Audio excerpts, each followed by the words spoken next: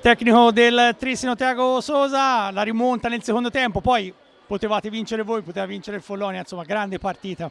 Sì, è stata una bella partita. La prima parte della partita la mia squadra non è stata al livello che a me mi piace, ma la seconda parte entrammo bene nella partita e giocammo il nostro hockey e alla fine la partita possono essere vincere per il Folonico per noi, ma è stata una bella partita, una partita di scudetto, è questo.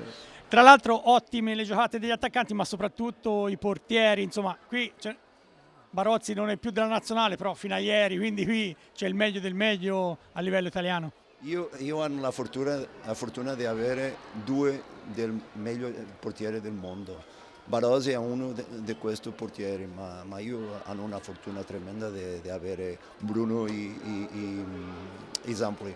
Loro sono incredibili, allenano sempre al limite e io sono molto fortunato con questo. Ma questo è, ok, è avere buon attaccante, ma lo più importante è avere buon portiere e noi abbiamo due grandissimi portieri.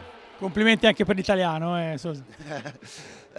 Questo è ogni giorno imparare parole nuove, ma non è facile per me, ma grazie.